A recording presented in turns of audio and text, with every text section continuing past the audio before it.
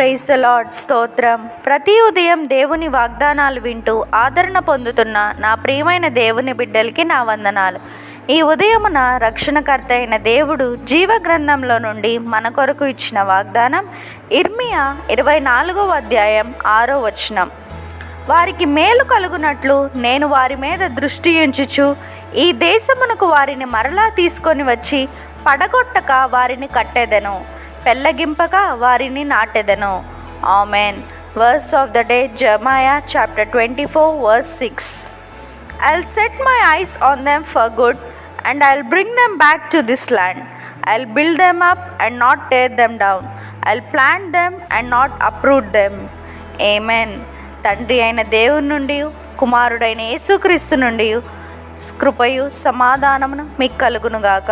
Amen. God will never leave you nor forsake you. Amen.